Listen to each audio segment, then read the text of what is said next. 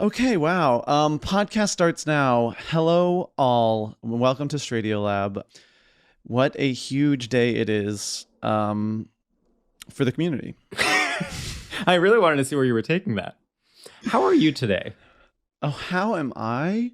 Yeah. Well, I'm fine. I am, I did break my New Year's resolution today. Oh shit. What was it? Well, I was waking up earlier, and today Oh. I threw it out the window and woke up Yeah. at sort of the 9:30 space again. 9:30 is not terrible. It's not terrible, but What do you consider early? Well, the difference is small, but my goal is to wake up at 8:30. Oh, sure. No, the difference is I think there's a world of difference between 8:30 and 9:30.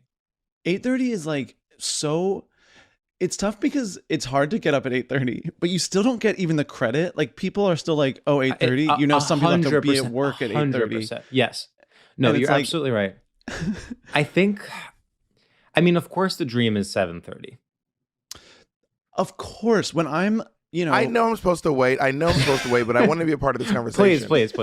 So, okay, is the New Year's resolution to wake up early every day for the rest of your life? Is That's the a goal great question, to like honestly. every day for the rest? I'm Bob the drag queen, everyone. Is the goal to every day for the rest of your life wake up early, or is it like wake up early more often? It's wake up early more often, but like I at least wanted to commit to it for like the month of January. Like I wanted to like, how you have to create a new habit, you have to like For those do of it. you listening, we are recording on the 9th. We made it the 9th. 9 days in. This 9th, thing made it a babe. little over a week. But last week I was so good. Yeah, I both was Sam so and I good. have the most tepid New Year's resolutions. Like we're like, well, we're not drinking on weekdays, but of course Friday through Sunday night doesn't count. Like we're waking up at 8:30 when we want to. Like my goal is to like just take deep breaths from Yeah, time to it's time. truly like I'll work out 3 days a week and walking counts. None of it. I had a friend back in P-Town who was like, well, I've stopped drinking. She was like, well, I stopped drinking this summer. And we were like, a bunch of drag queens in the dressing room were like, girl, you had a drink during the show. Yeah. She goes, no. I drink during the show, but other than that, I don't drink. And then someone's like, but you also had a shot during the show. Well, I don't have a shot, but only during the show. Someone buys me a drink during the show, I'll drink that. But other than that, I don't drink. And they're like, and you also had a glass of wine before the show. Yeah, well, I have to drink before the show. But besides that, I'm not drinking this summer, and I feel better. And we're like, girl, you're drinking right now. Well, I have a glass of wine after the show. Also, she does shows 5 days a week. So it's like, girl, what is... Yeah, that's a lot of that's drinking. a lesson I had to learn. Where you're sort of like, well, if I'm performing, that counts as a weekend. Well, I think what boiled down to was she doesn't drink at home on Right. Sunday anymore. Yeah, And that was her. Exactly. And she said, I stopped drinking. And cheers to that. and cheers to And that, cheers to mama. So George, actually, I have to blow up George's spot too because I've shamed myself for breaking my resolution. Yes. But we are not drinking on weeknights. And last week which was January 5th, January 4th. It was fully January 5th or 4th. Yeah. Uh-huh. And George was like, well, we're recording in person. Do you want to get a drink after we record? And it was like, no, we have been doing this for 3 days. Like, we have to push through. I didn't know you were also doing no drinking on weekdays. So I sort of didn't know I was blowing my spot. I was like, I was feeling out the waters. I was like, do you want to get a drink? And you were like, no, I'm not drinking on weekdays. And then I said, oh, me neither, but I thought we could make an exception. That's the equivalent of putting that T in your that capital T in your Grindr profile. Like, I'm just testing the waters. Yeah, If anyone else here wants to party with a capital T, I'm not saying I do, but if someone does, I could be willing to party with a capital T. And that's what gay culture is, knowing what Yes. partying with a capital T is. Yeah. It's also the standards are so different where it's so And we're not easy- going to explain it. If you're here No. and you're listening, and you don't know what partying with a capital T is, you know what? Google it, Mary. We're Yeah. not. Do your research. We're not here to and have educate fun you. and have fun trying to Google with caps lock with capital versus lowercase letters. Yeah. and trying Also- to try to get also a result that fun- makes sense. Fun fact, Yeah, just like when you decided to be an anti-vaxxer, do your own research. Yeah, do your own research. That is a red flag for me. As someone saying, "Well, I did my own research." That is in 2023. That is a red flag for me. It's true. I mean, we live in an information economy, and yet you can't be doing your own research. You should not be doing your own research. No, I mean, at this point, I don't even trust researchers because I'm like, well. I know it's a slippery slope. Yeah. Where it's like someone can be like a senior researcher at Harvard, and I'm like, that sounds fishy. Yeah, it sounds like you're obsessed with finding your own research. Do your own research. I did my own research. I mean, I half respect, at least they're in their intellectual era. Yes, it's completely misinformed, but they are learning how to use the computer. They're practicing their typing skills, and we have to celebrate the little wins, And also, it's easy to get on your high horse. Like, I think, I sort of have in the past worked in, journalism or whatever. And I feel like I'm sort of on the lookout for misinformation. And then I'll find myself just reading a tweet and I believe it immediately. Oh, immediately. Like, well, it has a lot of likes. It has to be true. Yeah. Okay, this is my misinformation thing. It's a great drag name, by the way. There's a burrito in my neighborhood that I've had over like 100 times that I have hated. I've never enjoyed this burrito. And I saw a single TikTok that was like the best breakfast burrito in Bushwick. And that was on the list. And I was like, okay, now I like that breakfast burrito. And now I get that burrito like once a week and I go, this is so good. I hated this burrito forever. And now I saw one like underqualified 23-year-old saying they liked it. And I'm obsessed. Well, to be fair, you did do research before the 23-year-old. You did a lot of research. You had the burrito practically multiple times a week. Yeah. Almost every day. So you did the field research. So maybe there's a chance that you initially, I'm going to throw this out there, maybe you initially liked the burrito, but then you grew too comfortable. You grew accustomed to her face. You know what I mean? Sure. And then after a while, you were like, this burrito really ain't shit. And then someone else came along and was like, man, that burrito looks sexy. And you were like, whoa, that's my burrito. Actually, you know what? It is a nice burrito, as a matter of fact. Yeah, me and the burrito had to open up the relationship in order for me to see it as sexy again. Yeah, well, you did your own research, but then that a 23-year-old on TikTok is an expert. So you have to trust the experts over your own research. Like yes, you did. You're actually being responsible. You're sort of like you did your own research and decided you were QAnon, but then you listened to Fauci and decided, no, actually, I am going to get vaccinated. Exactly. Yeah, that's so true. I think 23 years are the future. The 23. Well, technically. Yeah, technically. Yeah. Well, how old are you? Shh. No, I'm 33. 33. And congratulations. There's nothing better than someone being like, I don't want to tell you my age. I'm old, and then finally you're older than them. They're like, I'm a decrepit monster. Please don't ask me. I'm 24. Well, that's so the Sex and the City episode where she's like 27. God, I'm old, or whatever the fuck, and it was Carrie's like 35th birthday in the corner, and no one came. Genius show. Credit where credit's due. You know, I never saw Sex and the City. Really? People gag about that every time. I never saw Sex and the City. Even to this day? I see one episode of Sex and the City. Do you feel like you basically get, if I had told you like I'm such a Charlotte or I'm such a Samantha, you still basically, you don't? No, I have no clue. Wow. I don't even know which one Sarah Jessica Parker was. Well, I'll say this, Bob, savor it, because it is so rare to not have to pollute your brain with pop culture stuff. When I don't know something, it makes me so happy. Well, I love pop culture stuff. I just, you know what it is? The show doesn't seem funny. Like, it's not a comedy. Is it a comedy? It's kind of funny. It's kind of funny. It's funny if you think it's like it's going to be like Samantha tasting someone's spunk, as she calls it, and the whole narrative and the whole plot line of the episode is like that this guy's spunk tastes weird. But also, like, when you come from the world like Will and Grace and Golden Girls, I don't think it's going to be funny. You're going to be like, no, it's not a sitcom. Yeah, it's not. Yeah. And like, it's also like Will and Grace is hilarious. Like, I'm just like guffawing. Listen, at this show. You do not have to tell me. Will and Grace, talk about something that Gen Z needs to rediscover the way that they rediscovered Friends. Will and Grace is so much better than people give it credit for. Yeah, it's a great, brilliant writing. And I'll say this about Will and Grace, which I think is kind of incredible and no one talks about, is that because of whatever chapter our culture was in at the time, so many very straight, very masculine celebrities guest starred as gay people. Yeah. I'm truly like Michael Douglas, Matt Damon, like people that now you would even consider like almost homophobic adjacent were playing like Will's love interests in Will and Grace. But also gay people playing straight. Ellen DeGeneres as a nun. I mean, Ellen DeGeneres as a nun is genius. One of the most genius.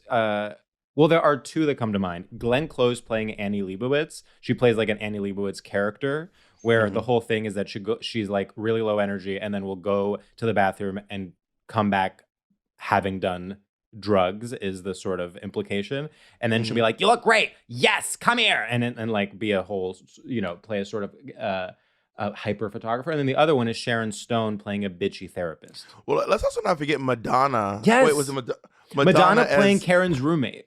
Yes, which was a great moment. I mean, there are just so many iconic moments from Will and Grace. Just the show is just amazing. Sam, your silence speaks volumes. Leslie Jordan playing a closeted homosexual, a closeted blatant homosexual. Amazing. And his business associate, Benji. Yeah, the show is good. Now, Sam, have you not seen... I've seen a little. I've seen a little. I like it. I just don't That means you've not seen a little. I just don't have the encyclopedic sort of, I can't like say who was where and when, I gotta say, if you haven't seen Will and Grace, I'm gonna assume you were at the Capitol on January 6th. That's a fair assumption, in my opinion. That is the not watching Will and Grace, the January 6th Capitol pipeline is a straight line. Wait, I'm curious, when you so there's all this and just like that discourse, so you just are able to read a book on those days, I just don't participate because I don't get it, and I don't understand why the one lady not coming back was a big deal, and I don't, and none of it makes sense to me. You know what? Honestly, what it is because I didn't have any pay cable shows when I was a kid, so anything on HBO, Showtime, Cinemax, or RIP Cinemax, anything that was on those channels, Disney, anything you had to pay extra to get, I did not watch as a kid. I watched Sex and the City on megaupload.com or whatever. Wow. I rented the DVDs from the video store. You two went through hell and high water. We really you were like you were like Tim Robbins in Shawshank Redemption, falling through miles and miles of poop just to see Samantha have mimosas. And by the way, don't get me started on how I watched Queer as Folk, because you better believe it was the link that gave my computer viruses. The way that I consumed... Wait, so Sam, you went through all that to watch Sex and the City, but you couldn't just turn the channel to watch Will and Grace? You couldn't just tune in at 6 o'clock to watch Will and Grace? No, it was... Sex and the City, it was like porn. It was like horny. Why do you hate Sean Hayes? What do you have against Deborah Messing? I cannot believe you and Deborah Messing are in a public feud right now. Everyone hashtag it right now. Oh my God, I would love it if you were in a feud with Deborah Messing. That would do such great things for our numbers. I know. Wow. Well, I mean, I'll come out and say it. Yeah, Deborah and I don't speak anymore, and she knows why. What do you think Deborah's topic would be if she came on the show? Probably hair dye. Hair dye, yeah. Yeah, probably hair dye. I feel like she would take it really seriously, and her topic would be like toxic masculinity. Oh my God. Do you remember the show where she was a judge? Yes. What was it called? Mysteries of Laura. Yeah. She was a judge. She was like a judge, but also a mom. Yeah, it was one of those classic shows that couldn't decide if it was a comedy or a drama. So one of the storylines would be like her dealing with her divorce, and the other one would be like she slipped. It's like, yes, I'm a judge, but I'm also a mother, as if that's not an incredibly common thing. Yeah. Like a lot of judges are mothers, like a lot of them. And the poster is like her holding a gavel with one hand and holding a diaper in the other. I think it's fair to say probably most of the women who are judges are probably also moms. Well, I mean, that's my favorite genre, actually, is when women are in Arrival. I think it was she's like, well, I'm the top scientist in my field and I'm single. I'll say this about being a judge specifically. It seems, and sorry if I'm speaking out of turn for any judges that are listening, it seems to me like actually one of the jobs where you would have a pretty good work-life balance. That's true. She's not an ER surgeon. Does anyone know a judge? My aunt is a sort of municipal judge, but in Greece, where my family's from, not here. So I don't know how that translates. But my boyfriend's grandma's a judge, or my boyfriend's grandpa. grand person in my boyfriend's family was a judge. I mean, as in dead, not like got disbarred. I mean, but died a long time ago. He's not like torn up about it. It wasn't like last week. I mean, it does seem like kind of an ideal job. Yeah. Judge? Yeah. Like you just get to like decide, and then you have a little thing that you can hit for drama. But if wait, what? It was my uncle and he retired. Oh! It was his uncle, and his uncle is alive and retired. So, okay. If Judge Ritz is listening, Jacob's like, that's not his name. What was his name? We don't want to put his name out there. No, put him on blast. Judge redacted. Judge redacted, but he's a retired judge now. Wow. So if you're listening out there, if you're Jacob's uncle and you know who you are, if you're listening, sorry for saying you died and that you were Jacob's grandpa. Yeah, sorry. You aren't that old. You are not dead. My condolences to your boyfriend. It must have been hard having an uncle that was also a judge. I can't imagine juggling that. And that was dead for like 3 minutes on the podcast. Yeah. They should make a show about his life, about juggling being a judge and an uncle. And sometimes dead. And sometimes dead. An undead uncle. I mean, I'd watch that. And you know what? And they could get Deborah Messing to play him in Boy Drag. I love that. Did you see Deborah Messing in Bros? Oh, yeah. Oh, yeah. She was funny. I thought she was great. Yeah, she was good. Yeah, she was good. It was a small role. Yeah. Big break for her, though. I think it was probably the one thing she did last year. Yeah. Her career defining moment was being in Bros. Yeah. Although she did Emmys did she win an Emmy for Will and Grace? She definitely won an Emmy. She must have. I think all 4 of them won an Emmy at some point. I will say Deborah Messing last year was in I think off-Broadway show called Birthday Candles, where she played a woman aging 60 years during the course of the play. Deborah Messing has 1, 2, 3, 4, 5, 6 Emmys. Wow. Whoa. Just all hanging out in her home. All from her appearance on Bros. Yeah, exactly. What a monster. You're ridiculous. I love that. Wow. Bob, do you have any New Year's resolutions? I think you asked if I have any Emmys, and the answer is no. Do I have any? No, I don't have any New Year's resolutions. No. I think ultimately I don't either, if we're being honest with one another. Well, I mean, I kind of have one. My resolution was kind of to just stop like hating. I don't want to make any more decisions about like trying to change my body. Every year I start the year being like, I'm going to change my body, and it never changes. In fact, it just gets worse and worse as time gets on. And my relationship with it is not growing in a positive direction. I'm not getting skinnier. I'm not getting more hair. My knees aren't getting better. My voice isn't sounding younger and fresher. So I'm just trying to stop making decisions being like, I got to change this about my body, knowing I'm never going to change it. I mean, that is sort of the perfect resolution. I think that's pretty smart, actually. Sadly, I don't know if I'm like, will I ever be there when I can confidently make that resolution? Well, how old are you? I'm 31. You can confidently make the resolution, but can you confidently make the change? Right. Like, have you ever majorly changed your body? Like, really changed your body? No, and I actually think a big part of, well, actually, yes, I have. I was, there was a point in my 20s, I was very overweight in high school, and then there was a point where I like lost a lot of weight. Probably, if I'm being honest, in an unhealthy way, but then sort of, bounced back and found some happy medium. But then since then, I've sort of had this dream that I will really commit to working out at some point. I never have. It's now been like almost 10 years since that happened. I think there are some people in the world who are just those kind of people and people who just are not. And I think I'm not one of those people. I'm 36 now. I'm closer to 40 than I am to 30. And I think it's fair to say that since I've been 18, I've been trying to be someone who just really works out and really wants to get jacked. But I don't have the fortitude. I'm not that girl. I never will be that girl. I have definitely majorly changed my body, but just slowly over the years. Totally. Like, yeah, when I used to be 185 pounds, I've gained 60 pounds since then. That's my major change. But it's been over the course of like 18 years, you know? It's tough when it is all around you. Like I almost feel like, the older you get, the more you should be more, have more of a sense of perspective. And I feel like it's almost like the opposite is true.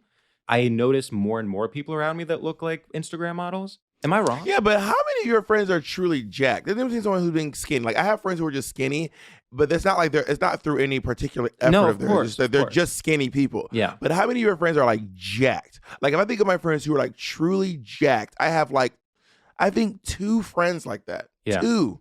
Like Mateo Lane is jacked. Yes. And my friend Mitch Farino is jacked. Everyone else is like skinny, fat, or somewhere in between. Yeah, I guess it's less, I think for Sam and me, and maybe, correct me if I'm wrong, Sam, but I think we do have a few close friends that are jacked, like Joel and, whatever. We have, but then I think a lot of our sort of, people that we're one level removed from are jacked. It's like, we'll see our one friend in a photo with 16 jacked people. And we're like, wait, they have this whole other friend group and they're all jacked. And when they want to hang out with their jacked friends, they go to their jacked friends. And when they want to hang out with their normal friends, they hang out with us. Oh, yeah. You're not invited to hang out with the jack. It's Are crazy. You crazy? I mean, first, and it's never addressed. Don't bring your average body around the jack guys. Ew. Actually it's nuts because it's never addressed. They're not even these people are not mean. In fact, they're very nice very kind. when I've met them. Everyone's kind. And I'm like, okay, so everyone's nice enough. I mean, everyone's mean and nice. But this is like there really is this unspoken agreement where it's like people have their jacked friends and people have their normal friends. And if they're feeling jacked, they go with their jacked friends. And if they're feeling like they could use a break and have a glass of wine, they hang out with us. Yeah, I was at a birthday party the other day, and it was like a bunch of us like hanging out, all very well. One of the people in the group was like kind of buff, but like kind of doughy buff, like like he's like a strong guy, but it's like got a lot of fluff on it. And then this one guy walked in who was like an Instagrammy, and he was like tall and like. I remember the first time I saw him, he was like go-going at a party, and I was like, this guy has a huge ass and a great body. So then one of those walked in, we were all like, oh hey. A buff is here. There's a buff here, guys. There's a buff here. No one's gonna talk about the buff being buff. Yeah. We're gonna treat the buff like a normal person. And we did a pretty good job of treating the buff like a very normal person. And then the buff left. Then we continued our night. But it didn't feel good. It was like what you said, like the jacked came over to the normies and was like, let's hang out for a little while. Yeah. Yeah, it's almost a vacation. If you're a jacked and you're listening to this podcast, please hashtag jacked outreach program. Yeah, explain yourself. Let us know. Well, I've been put in this position recently where it's like the domestic friend, and I'm like, I was horrified to find out that I was like the person you go to like have a calm night. I was like, no, I'm crazy. I'm a nightmare. And it was like, they were like, oh, it's nice to like get out of the scene for a second and like have a nice dinner. And I was like, oh. No, because I get crazy. I have a Mountain Dew Plus and I start knitting. Yeah, I get wild. It was shocking to me. Just so you guys, I know you guys think I'm normal, but I have recently switched from Coke Zero to regular Coca-Cola. So. It's really like, yeah, I'll protest too. I mean, that was the case with New Year's this year, where I really wanted to be someone who's just like out till 6 a.m. And then it ended up where we were truly eating lasagna. I was like, all right, well, here we are. You did that to yourself. We did that to ourselves. I'll say this, just one more point about jacked people is I think there needs to be one rule and it will have an equalizing effect. And the rule is that jacked people simply should not be legally allowed to have a sense of humor. Because I think the issue is when someone is jacked and then they will sort of post, be self-aware about it and post a photo that's like, so I guess this is my personality now or something. It's like, no. I can say that about you. I know what you're saying. You're saying like the type that like makes a funny face while shirtless? Yes. Yeah. Or you're talking about people who are like genuinely jacked and funny. Like Mateo Lane is like very jacked and very funny. I guess, yeah. I mean, we are running into the Mateo Lane problem. What happens when someone is an actual stand-up comedian who is jacked?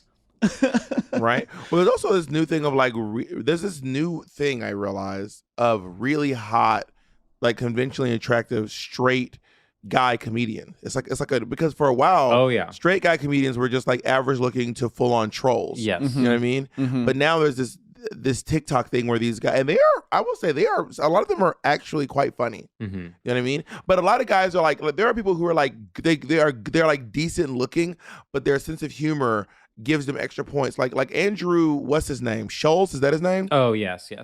Like Andrew Schultz, he's not gonna go. He's no model. But he's not a foot, you know what I mean? And the fact that he has a sense of humor edges him over. But there are these comedians on TikTok who are like like they look like fucking Abercrombie models, and they are also genuinely hilarious. And I'm like, well, this doesn't seem appropriate. Something I think when Thanos snapped, something ruptured in the time-space continuum. Yeah.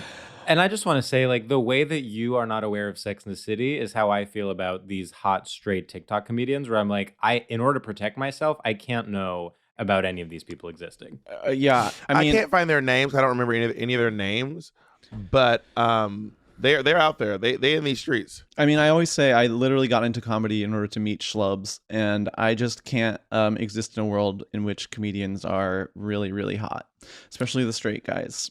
You know, how do you think I feel about hot drag queens? How do you think I feel about drag queens who are hot out of drag? I'm like, this is where the trolls live.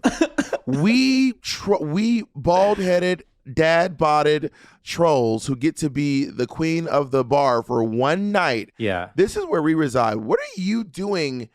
You like, there's a big thing like in New York City where a lot of people are like, I'm a go-go boy, but I'm also a drag queen. And it's like, well, just fucking, can you not?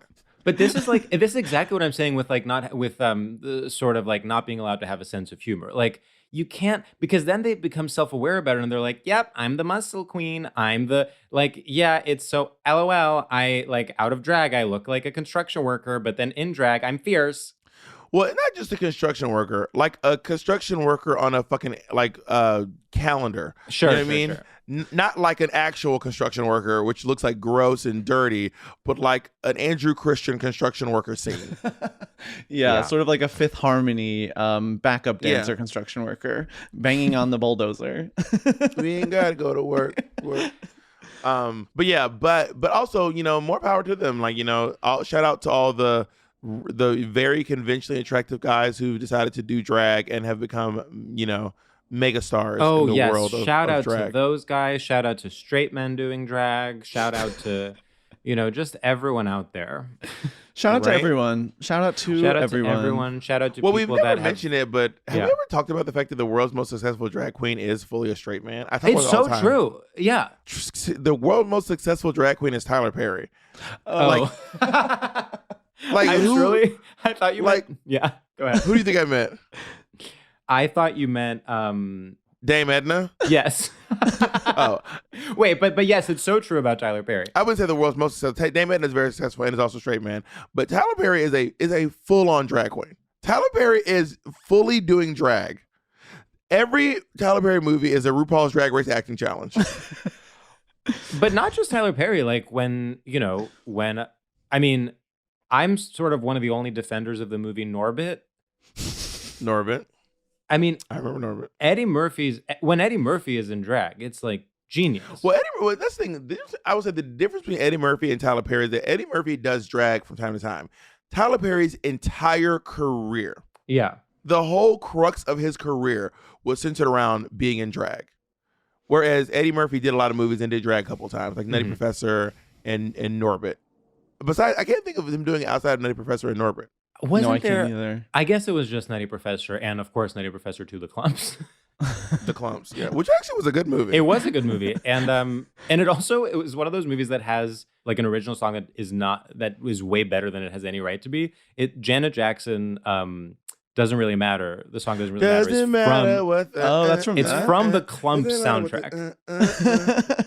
Has anyone remembered when Dave Chappelle played a comedian who gets heckled and attacked, and then he actually was a comedian who was heckled and got attacked like 25 years later?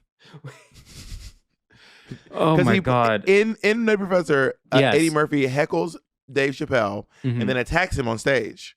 And then 25 years later, Dave Chappelle got heckled and tackled while doing comedy. Well, the only thing left is for Eddie Murphy and Tyler Perry in drag to both come and tackle Dave Chappelle while he's on stage.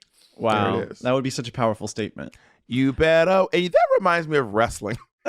Oh yeah, wait, we have to do our first segment. we are going to do wrestling, but it is like, it's not just Tyler Perry. It's like if you zoom out from the gay world, the most iconic to most people. I really try not to do. Yeah, I can't. I actually can't or I'll die. The most iconic drag performances to the average person in the world are all straight men. It's like Mrs. Doubtfire. It's Tyler Perry. It's Tootsie. Sure. Well, I think nowadays, if you ask people to name a drag queen, that almost everyone in America, at least, and the UK, and España, and Down Under, and Mexico, and wherever they have a franchise, will probably say RuPaul. Yeah. Because RuPaul is, as far as the term drag queen, I would say the most recognizable person to be associated with the term drag, even though I put it in my name. To try to get some of that. One day, Bob, I think in a couple of years, you will be more famous than RuPaul. It sounds like you just predicted RuPaul's death on this podcast. Yeah. I was like, how many years, George? How many? Like to the day. Yeah, truly.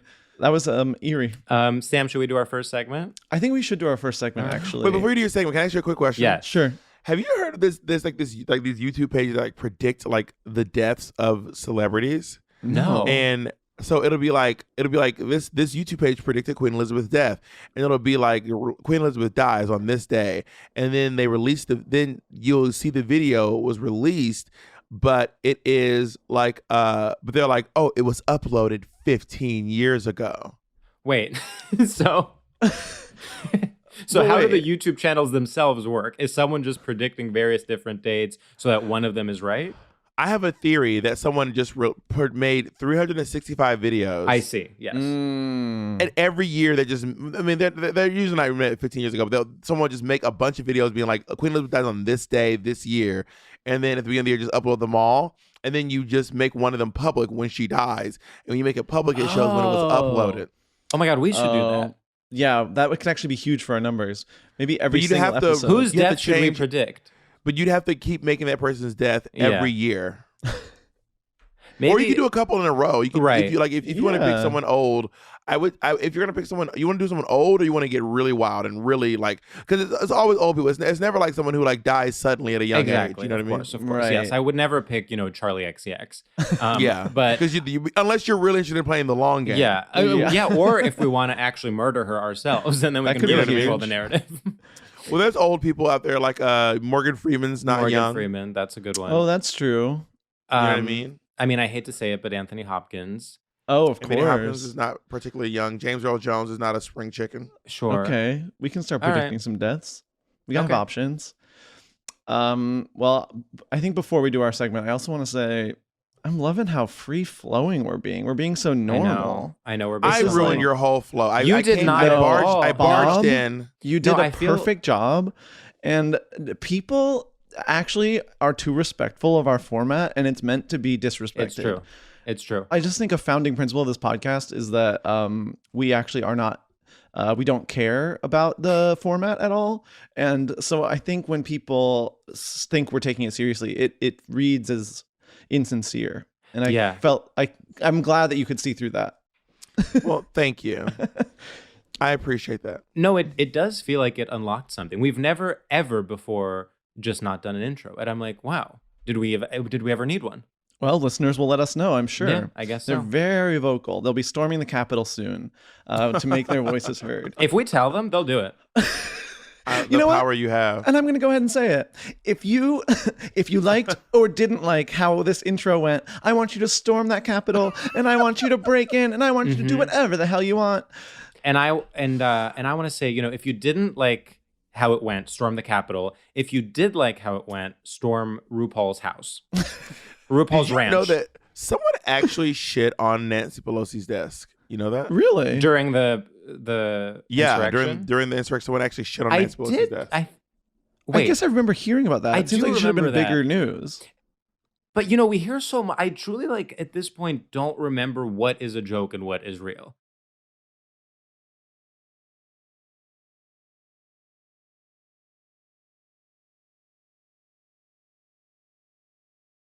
What if Trump was gay? Like what if he had the same personality but was like a liberal and was like just a really famous eccentric gay guy who ran for president, got elected? I mean, it would all kind of click then. Like if he was liberal and gay and had this personality, it would actually make sense. He'd be iconic. Yeah. Well, yeah. This is sort of how I feel about the George Santos thing, where I'm like, yes, he's bad, but gay guys should be allowed to lie. Don't you think? I'm sort of like, yeah, gay guys I know do lie. Right, to be clear, I don't lie. Yeah, I don't think he should be in Congress. I don't think he should be in the government, but I also don't think gay men generally should be punished for lying. I mean, if anything, it's like he's shown the flaws in our system, and actually we needed that. Like, exactly. Thank you for letting us know that we're that flawed. Yeah, he's literally the court gesture that exposes the flaws of the entire system. Yeah, that's satire. That's commentary. He is a satirist. Jon Stewart found dead in a ditch. He's a satirist. I'm an Aquarius. I'm just kidding. I do love that there's nothing he can do about it. He has that sort of sour gay face. Mm-hmm. When you see photos of him. Like the little pouty lips. I know that face. Are there any pouty? Let me see. What does he look like? Just Google George Santos. Every photo is what I'm talking about. He has gay pouty face. Oh yeah, he does. Yeah, he does. Oh yeah. Yeah, for sure. Oh yeah. Gay and pouty for sure. He's sort of like it's like what I look like right after a bartender speaks to me in a slightly in a slightly disrespectful tone. I'm like, "Oh." When the bartender's like, "Hurry it up, honey. We got a lot of people." And I'm like, "What? I deserve a drink. Do you want? What do you want? Vodka soda, right? Of course, vodka soda. Just take your vodka soda, faggot. Wow. Honestly, if you're in a bar, if you're in a gay bar, just make a bunch of vodka soda. Just let them pick them up and leave the money. It's gonna be vodka soda. The way that would make it easier for everyone. Just line up, be like, and they're ascending order. This is all the way down here is Belvedere, and this is well. So just go line up by how poor you are, grab your drink, and just leave the money. I have always said, like, yes. After a certain hour, you should only be allowed to order like a vodka soda or a tequila soda. Like, there should not be options. And the fact that you are making options is like insane to me. Like, you're not going to actually order like a Manhattan at the club. Like, everyone calm down. Yeah, like no one over the age of 25 is ordering a Long Island iced tea. I swear to God, I was at a divey, gay bar a couple weeks ago. It took like 25 minutes to get to the point where I could place my order. And the person before me ordered a Mezcal Negroni. No, that's insane. I was like, what do you think this is? Like, are you lost? Did you get lost? I'll have a Moscow Mule. You're not at the Chateau Marmont, honey. You're at fucking Sweetheart. You're at Akbar. You're literally at Akbar. Oh my God. You're at Barracuda in Chelsea. God. You're not at the Rainbow Room, honey. No, it's insane. But I did a version of that joke for LA and a version for New York. And thank you for that, because you said Akbar and I was like, what's going on? Yeah, and then I was like, oh, I should do a New York City version. Yeah. Can I tell you a story? So Akbar, for anyone who doesn't know, is a gay bar in LA. Years ago, the first time I ever did a comedy show there, I had not spent a lot of time in LA, and I didn't know Akbar. I didn't know it was a gay bar. And I was just I was like running late to the show, and I didn't take in my surroundings, and I just like went right straight to the back room where the comedy show was. So in my mind, it was just like a bar. And I start performing, and I keep referencing in my jokes as though I'm talking to a room full of straight people. I'm like, you guys probably don't know this, like blah, blah, like, oh, I'm the only gay guy in the room. Like, I kept like doing references like that. And truly, after my set, it sunk in that the entire time I had been performing at like one of the main gay bars in Los Angeles. It was so funny. And during the show, like I pointed to someone, I was like, sort of talked to her as though she was a straight woman. Then I looked at her with clear eyes after I got off stage, truly wearing like a flannel and ripped jeans, like so clearly a lesbian. But you guys have probably never heard of this place, but it's called Fire Island. Yeah, no, I was Fire Island. And people were looking at me with such blank stares. And of course, that was only reaffirming what I thought. I was like, oh, they don't even get gay humor because I'm like the only gay guy here. So there's these things called tops. I'm sure you guys don't know who Alaska Thunderfuck is. It's really like one of the most But in the gay world, she's a big deal. Like, we know. That is so there's this performer, her name's Lady Gaga. God, I mean, do you remember when Lady Gaga hit the scene? What a how old were I was like 22. You guys are a little bit younger than I am. I'm the perfect age to be a Lady Gaga fan. First of all, me and Lady Gaga are the same age. Lady Gaga is also 36 years old. So I'm like literally the age where like when she was big, you all, unless you were in the clubs when Bad Romance came out, you will never understand the rush of hearing, whoa, and like everyone literally, I mean, we were screaming like she was in the club. No, it is true. We were screaming like she was there. And also during that period, it's like she could show up. Right. Oh, It wasn't out of the question that she would show up to Akbar, to my comedy show at Akbar. there actually is a video of this drag queen named Heclina introducing Lady Gaga. Oh my God, yes, of course. And she's like, but she also did. She was like, give it up for like who? Lady Gaga. All right, give it up for some girl named Lady Gaga, I guess. Wow, I love that. No, I was in college and I still remember it being like, so I felt like so edgy being like, I'm going to put Lady Gaga on at the party and like being like, I don't care that there's frat guys here. Like they need to hear it. Like it's really good music, actually. You did it for the culture. I did. I had to raise up her voice. Okay. This is actually the longest we've gone without doing our first segment ever, which I think is a slay. But now I'm being a slave to the format and I think we should do it. You are. But you know what? Wow. Slave triggered. Wow. your check your privilege. Thank you for calling me in. Yeah. Calling me in. All right. Well, now that Sam has brought up slavery again, I guess we can start doing our first Now that segment. Sam has brought the show to a screeching halt with his blatant racism, now we can continue the show. So, Bob, our first segment is called Straight Shooters. And in this segment, we test your familiarity with and complicity in straight culture by giving you a series of rapid fire questions where you have to pick this thing or that thing. Okay. And the one rule is you cannot ask any follow-up questions ever about how it works. And it's a rap. I have to be like this or that. I think I hear a follow-up question. Is that a follow-up question? Sam, take it away. Okay, Bob. Being short like a corgi or being hung like a horsey? Hung like a horsey. Okay, Bob. The World Cup or the world according to Garp? The World Cup. Okay. Loki falling off or Loki on Disney Plus? Loki on Disney Plus. Ordering a steak well done or tolerating a man because he's hung? Wow, two hung ones. Ordering a steak well done. Wow. Like and subscribe or catch and release? Like and subscribe. I'm not like fishing. Jeez Louise. Green juice or baba ganoush? Wow, green Jews. Do you know that anti-Semitic hate crimes have gone up over 300%? How dare you? Make that 301. Green juice. Coochie coochie coo or goo goo gaga? Ooh.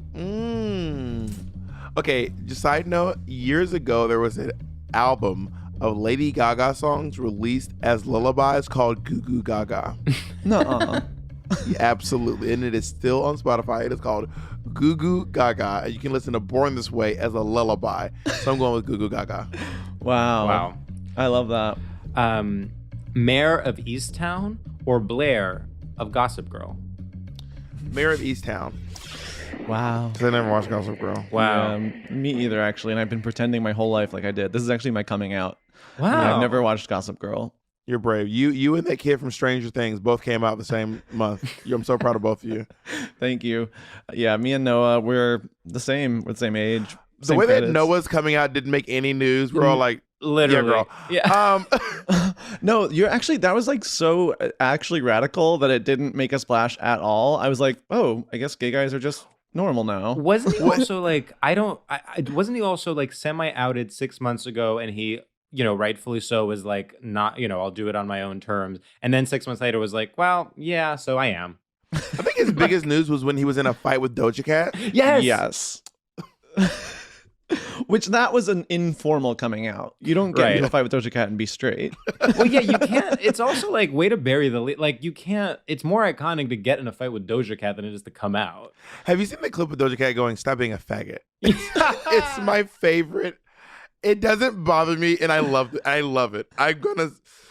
That's my coming out. I love the clip of Doja Cat going, "Stop being a faggot." I mean, she can say it. I think she's fine. I think everyone's not everyone, but pop girlies can say it. Of course, they've earned it. What? They give us so much. Not Katy Perry. Well, that's true. It would sound hateful from her. Yeah, she should not. It would sound really hateful from her. Actually, she believe it. Yeah, she probably did believe it at some point. Yeah. Do you remember when Lady Gaga called people Oriental? Or no, whether you're from the Orient? Yeah, in a song actually pretty recently that she still performs in full. I'm really surprised she hasn't changed the lyrics yet. Stop being a faggot. Wait, hold on, one more time. Stop being a faggot. Thank Thank you. Have you seen the clip of Tyra Banks going, "Get the fag, off the TV. I'm not watching that." You've seen that, Sam, right? No. No, Come on. That's like one of my favorite clips of all time. Tyra Banks saying, "Get the fag off the TV. I'm not watching that" is probably one of the most iconic. Oh my God, it's so good. What is that from? Like from the Tyra Banks show? I know exactly show. what it's from. It is from the Tyra Banks show where she had members of the Westboro Baptist Church on. Yep. And so they're talking about how they're homophobic. So then Tyra goes, "So if a gay person comes up on TV, do you guys go, 'Get the fag off the TV? I'm not watching that.'" Literally, yeah. Yeah, so there's a whole build-up where she's like, because they call her a fag enabler. They're like, "Well, you're a fag enabler." And she goes, "Well, if you don't like it so much, why would you watch?" Because what happened was the girls were like, "We were at home, we were sick with the flu, so we binge-watched all of your show." And she goes, why did you binge-watch Top Model? If you're so homophobic, I thought you'd say, "Get the fag off the TV. I'm not watching that." But she split it up into there's also a great, Kasha Davis has a song called Season Queen.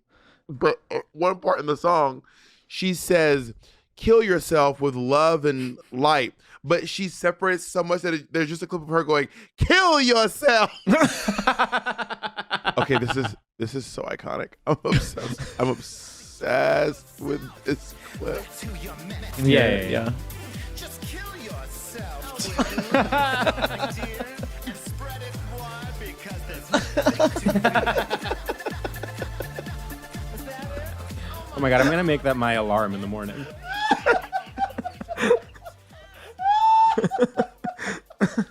I mean, that's really funny. What? Is she trying to be funny? Why would she say that? No, because she's saying just kill yourself with love and kindness or whatever. But why would you ever want someone to kill yourself? Like, well, I mean, I think let's listen to the full line. I need the context. Is, "Kill yourself with love, my darling with love, dear." my darling dear. But there's so much space in between it. Just kill yourself. Wow. We got to get Miss Kasha Davis on. It would be my greatest honor and privilege. Mm-hmm. Okay, so now the topic. Bob, what have you brought to us today? I bring mirth and frankincense and mirth. No, I bring. So when I was a child, I loved watching what was formerly known as the WWF, now known as the WWE. So I'm bringing you professional wrestling. Professional wrestling as a straight topic. Yeah. Yes. Now many have said because I used to be so they used to be called WWF. Yeah. But then they got sued by the World Wildlife Federation, so they had to change their name to WWE, World Wrestling Entertainment. There's also a rival company called WCW, World Championship Wrestling. But at the a while back, WWE purchased WCW, and now there's just one big, wrestling thing. So I sort of want to. Wrestling is something that I've always been ambiently aware of, and so often crosses over to mainstream culture. I mean, wasn't WWE is like where like The Rock came from, right? And like Dave Bautista. Bautista and John Cena. John Cena, right? And so, describe how it works. So wrestling is essentially long form improv, stunt work, storytelling, extreme costumes, fantasy, drama, and absurdism. Wow. So, and just to, I feel like if I were listening at home right now, I'd be screaming at my audio device saying, "That sounds pretty gay to me." Yeah, I mean, wrestling is inherently kind of gay. I mean, it's like there are some really great, iconic wrestlers who really spoke to my gayness as a young child. Goldust was a really great example. And I know you guys don't know anything about wrestling at all, do you? Not even a little bit. I feel like I have to. You all can follow along at home and like Google these names as you hear them. But I will. And now we have our. Okay. Oh wow! This is literally like a lesson. Bob is now sharing his screen and is now showing us each individual wrestler. Oh, okay. So this was Goldust. So Goldust was a wrestler named Dustin Rhodes, but it was pretty common for a wrestler to like leave and then come back as a completely different person. I mean, a completely different person. Like you wouldn't even acknowledge they were like that. Dustin Rhodes was Goldust, or that Mick Foley was Dude Love, Cactus Jack, and Mankind. You know what I mean? Wow. You would just not even acknowledge it. So Goldust was this wrestler who was basically like kind of like, I don't even know. Maybe I would say he was acting gay the whole bit, but he was never gay because he had girlfriends. He was kind of like Prince. He was like this extremely effeminate straight man who was wrestling. And that was his whole thing. He did this. I mean, tell me this is not Got Mick. Tell me this is not. Tell me this person would not be on. That one. Gorgeous. Tell me this person would not be on Dragula. So it's sort of I mean, there's something sort of what's the villain in Star Wars in Phantom Menace? Darth Maul, yeah. Yeah, sort of like that, but yellow. But then also draggy. I mean, he has chopped bangs. Yeah.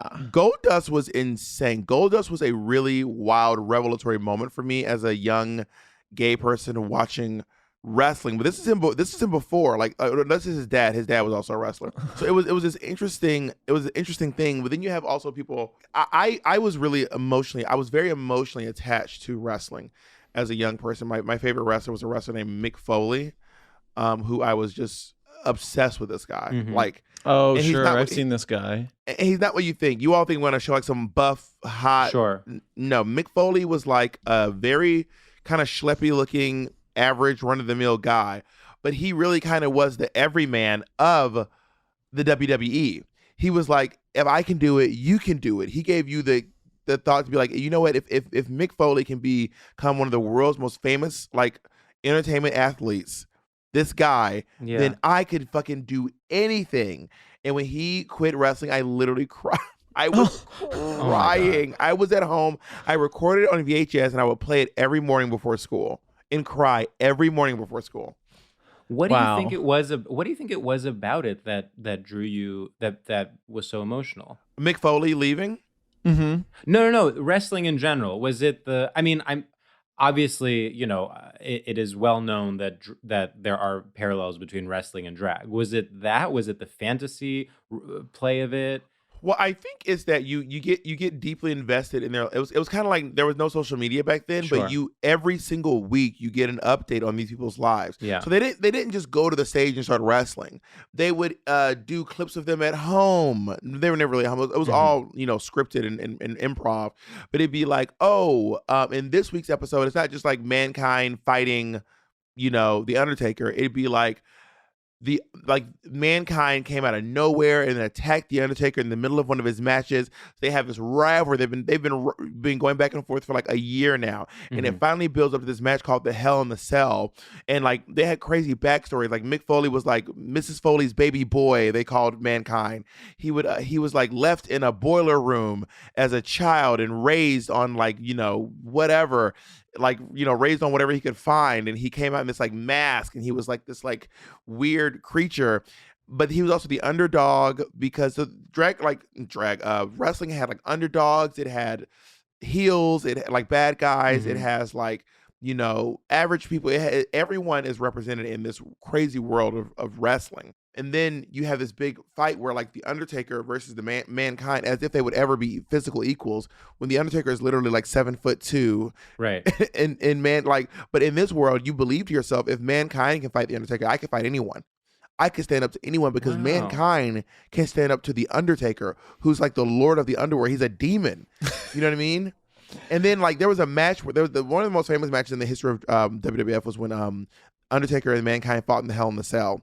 And the Undertaker throws Mankind off of he throws him off of a like 15-foot cell. And it was one of I can't even explain the electricity that went through my body watching this match. Because I didn't actually get to watch it in real time. I had to watch it the next day on like the because there was no internet. You couldn't even go look up clips. You just had to like see like highlights and stuff. But this fucking match was insane. You have to bear in mind, I'm going to describe what we're watching here. This is The Undertaker. This man is like 7 feet tall, okay? And then this is Mankind, who's like probably like 380 pounds, probably 6 feet, maybe 6'2". Wow. And they're on top of the Yeah, they're on top of the cell. The cage in an arena full of people. It is just electric. It is going wild. And then they're crawling. By the way, these are both massive men. Like both of them are humongous people. And then they finally get to the edge of the cell. And when you think like it can't get any fucking crazier than this, the Undertaker is punching Mankind. They're both wearing tights. It's so gay. And then look at this. Watch this part. This was insane. Undertaker fighting back. He's fighting back. They're right above us, folks. And I don't like it a damn bit. Oh, my God. Wow. So then the Undertaker takes the Mankind, throws him off the cell to the ground, off this 15-foot cell to the ground. It was just an hour. I'm trying to see where he lands. He just lands on the ground. He lands on top of. He lands on top of one of the announcers' tables. Oh, yeah. I see. There's like so many. This is like one of those like really famous fights that everyone has like talked about and seen. I'm such a fucking nerd. Like I'm so nerdy in terms of when it comes to wrestling. I've never understood how do they pick like because they're fake. They're like fake fighting. It's like a game. It's like a performance. Yeah. So they are. It's like a dance. You know what I mean? But how do they like pick who wins? I think it's all scripted for them. Like who wins is like decided. Oh yeah, there are writers. Yeah, we know people, Sam, that have been writers for WWE. Really? Yeah. Because it helps advance the story. So like if someone has to win, someone has to lose. You know what I mean? Because it makes sense with next week's story. And then what goes on in the ring, they'll choreograph it between themselves. But it does take a lot of athleticism. Obviously, look at this man being thrown off the. You can see here a different view where you see that he hits the table. And I remember being a kid being like, this is the craziest thing. So I listened to like tons of interviews. I'm not letting you guys talk at all. So sorry. I'm so sorry. So I started listening to interviews about this and they were like, this was so crazy. Because we were like, when I threw him off the ring, I was like, oh my God, is Mick, is he going to get up? Like, is he going to get up from being thrown off the top of this ring? Yeah. And then all the people rush over and they get him and they gather him up and they put him on a stretcher. But then he's like, I'm getting back up. So he gets, oh my God, he gets back up on the top of the cell. I could cry. It was so emotional as a kid. He gets off the stretcher. And it is so camp. It's so camp. And he's fighting off the doctors and the referees. And he's like fighting back to get on that fucking cage. He's a big 380-pound like big man, like climbing. He's slipping as he's climbing up the fucking up the Hell in the Cell. And then the craziest thing happens. Once he's back on top of the cell, he's on top of the cell. He's back on top, okay? After he's thrown off, run through, him and the Undertaker are back on top of the cell, like fighting. Undertaker goes for a choke slam, where he grabs him by the neck, picks him up, and slaps him to the ground. Look at this shit. He picks him up, throws him. He goes through the ring. He goes through the top of the cell for anyone sort of following at home. Yeah. So first he was thrown off the side. Now the cell has given away. Thrown through the roof. He goes through the roof of the cell. A chair lands and hits him on his face. I want to remind you, this is a 380-pound man going through the ring. The chair and falling on his back. And a chair hits him on the face. His tooth comes out. Oh, my God. He also breaks a hole in his lip. He sticks his tongue through the hole. He's so like, but then he still fights. Like the match is still going on. You know, this kind of reminds me of like a Jackass type of thing where it is just like we are being guys and we are like gonna rough each other up and it's gonna be like, but it's like there's an element of trust. I was about to exactly that's what's most gay about it is the sheer intimacy of deciding like we are in this together. I like can't believe the people that were fans of wrestling, like growing up, I always thought were like really, really straight. And they were honestly kind of intimidating to me because I was like, wow, those guys are like hard. Like they're wearing the like merch and the merch kind of looks like scary to me as a child. And like, I was always like, that must be like the straightest thing. And I'm seeing it now and I'm like, this is insane. Yeah. Yeah. When you watch it back, you realize wrestling is indeed the gayest thing there is. They're also doing such sort of, I mean, the choreography, I'm not saying choreography like in a metaphorical way. It literally looks like dance choreography, what they're doing. I mean, Like, also describe what you're seeing for people who can't see. Well, like, now they're just full on embracing each other and almost making out. like men in tights, jumping up and down, holding each other, crying, laughing, celebrating.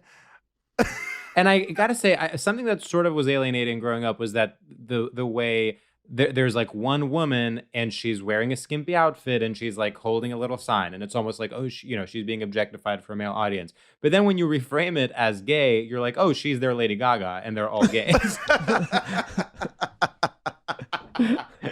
Yeah, now I get her role. She's there to be and actually I worshipped. find it empowering. Yeah. Yeah, I mean, there was a really great wrestler named Chyna. Chyna was like the biggest lady in terms of wrestling. She was like no one was more like powerful and intense as Chyna. And Chyna's whole thing was that she was a very, very strong woman. She was like like her whole thing is she was like the world's strongest woman. So she would like beat the other women up. Like all the other women like just never stood a chance against Chyna because she was just so fucking strong. She was just like a diesel woman, you know what I mean? And the other women would try to stand up to Chyna, but they never could because she was just too strong. Oh my God.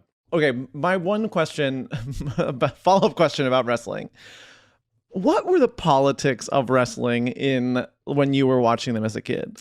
So back in the day, wrestling was relatively apolitical. Wrestling is now kind of Republican. That's what I assumed, but I wasn't sure. Yeah, it was pretty apolitical back then, but also Vince McMahon, who's the owner of the WWE, ended up working for the Trump administration. He was like one of Trump's advisors. Yes, I remember that. Yeah. Oh. But then also Donald Trump, I don't know if you guys know this, Donald Trump used to perform in the WWF. Of course. That Right. famously. Yes. Which is insane. Yeah, Donald Trump used to perform in the WWF and do like, there are like videos of Donald Trump like shaving people's heads, getting hit with chairs, like. Well, wouldn't he also sort of play the character? I mean, that's he played where, himself. Yeah, he played himself, but it's sort of like, I think it was, if I remember correctly, like a big avenue in which he built up this mythology because he was playing like the rich billionaire. Yeah, his whole thing was that he was like Donald Trump. I mean, it's kind of crazy to think that this person that you're about to watch was once the president of the United States of America. Like, imagine a video where Bill Clinton runs down to the middle of an arena and punches out another billionaire. Like, try to imagine. Oh my God, he's like tackling. Oh my God! It's like, wait, so that's actually him? That is actual former president Donald Trump. So basically, he ran into the arena, tackled another man in a suit, and started Vince punching McMahon. him. Yeah, and started This is the multiverse of madness. Yeah. This is truly the multiverse of madness. When you think about all the crazy stuff that went on. And then Donald Trump. Oh my God! Now he's shaving his head. You're right. Now Donald Trump is shaving Vince McMahon's head in the middle of the ring because they were arguing over who's like the best billionaire, basically. Wow, this is fucking insane. Isn't this the stuff that went on in wrestling? I don't think people even know how crazy it was. It goes all the way down from involving like people who were like now dead to people who were like strung out on crack to literal former presidents of the United States of America or future presidents of the United States of America. Like the multiverse of the WWE is truly insane.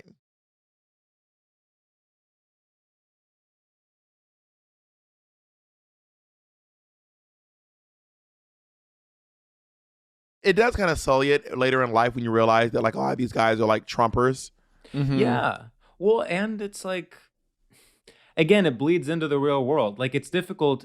I think you have to have a really good sort of head on your shoulders to like watch this repeatedly and not be a little bit tempted to take it as reality, or not like if you see Trump going in the ring and winning, not be like, oh, he's actually kind of cool. Well, that was the fun of it. That especially as a young, I was very young watching this. Deep down, I knew that it wasn't real. Yeah. I knew it wasn't real, but it had to be real. Yeah. For me to enjoy it. It had to be real for me to have fun with it. And back then they never broke the fourth wall. They never told you it was fake. Now a lot of wrestlers are like, yeah, it's fake. It's like a whole thing. They're like, yeah, for sure, it's totally fake.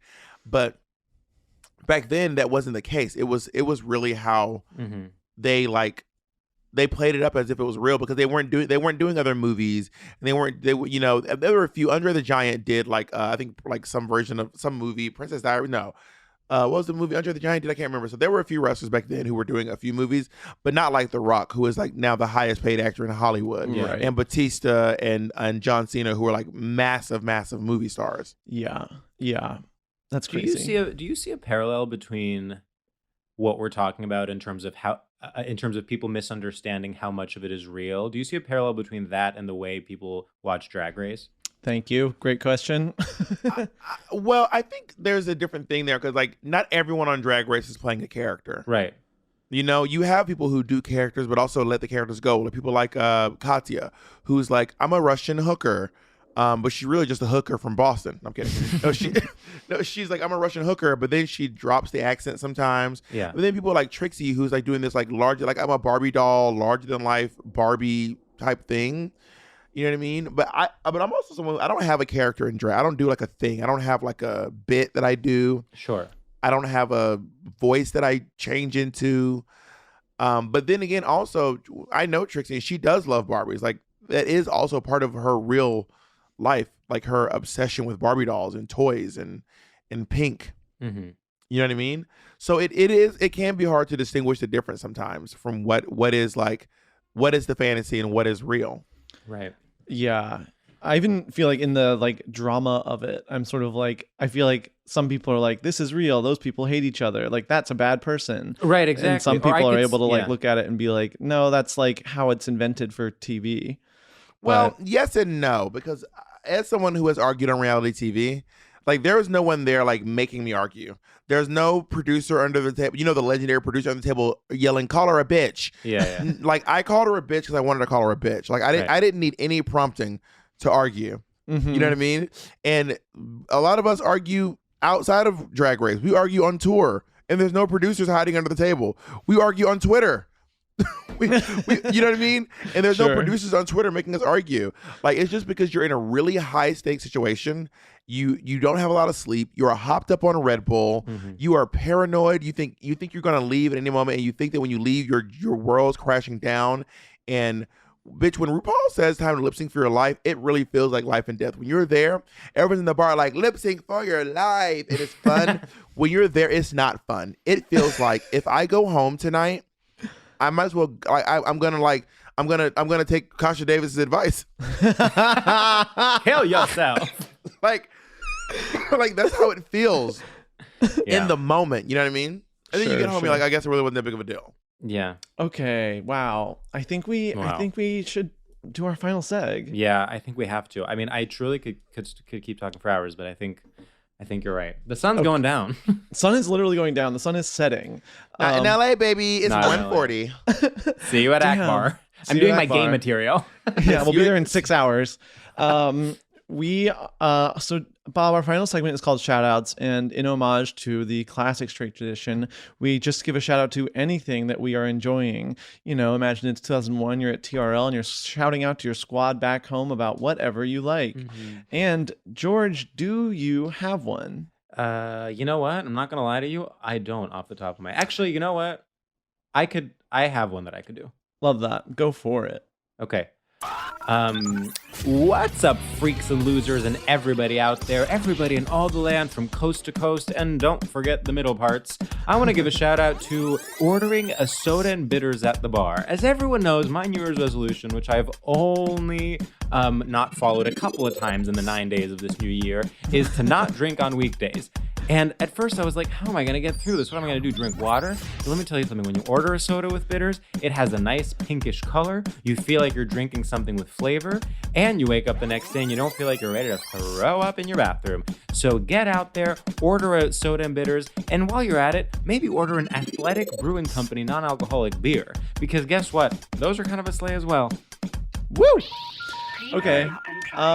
This one is based on our previous conversation. What's up, freaks, losers, and perverts all around the globe? I want to give a huge shout out to either Sugar or Spice, whoever said the thing that was, there's two types of people in this world. You're either a porch person or a bike riding person. I'm both.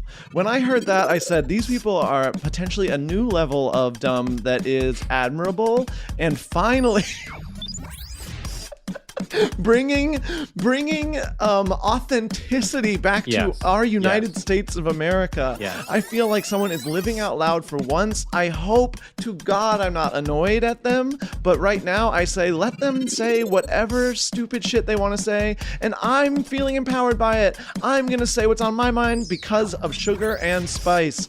Wow, we are back, and it is another season of gay wrestling. Woo! You are so right. You know what? There's something so beautiful about a statement being dumb in a unique new way. Yes. To say there are two kinds of people, porch people and bicycling people. And I'm both? That's like, I wish I could write like genius. That's genius. Well, I don't know if you guys know this, but years ago, Britney Spears said there's only two types of people in this world. Yes. Do you know which ones they are? No. This is from Circus, right? There's the ones that put on shows and the ones that observe. Yes. And baby, I'm a put on a show kind of girl. Yes. Okay? But then again, but to be fair, I like to watch shows and I like to put on shows and I love to go watch them too. So Brittany, what's real, Brittany? What is true, Brittany? Are there two types of people? Brittany, I'm both. Yeah, Brittany was doing some, she's very sort of bi erasure. Well, sorry, I misquoted. The fans are gonna kill me. I need to read. The quote is, "There's only two types of people in the world: the ones who entertain and the ones who observe." Yes, that's and baby, I'm a put on a show kind of girl. I do want to say one more thing in terms of dumb statements that have been revelatory to me, and then I'll stop talking. Which is that in one of the ads they play on Drag Race, this is for a show that's either on MTV or BET, one of the Paramount channels. I know what you're gonna say. Yes. It's about being in college, and so there's a confessional where one of the contestants or one of the participants goes, and this is a direct quote: "College is very much giving. You go to class."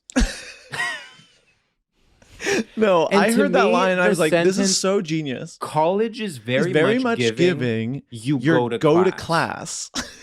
Honestly, it is a beautiful sentence. She ate. No, like, crimes. where's the lie? just like that guy at the hot dog eating contest who swallowed 90,000 hot dogs in a minute. That one like buff Japanese guy. Yeah. She ate, honey. She ate.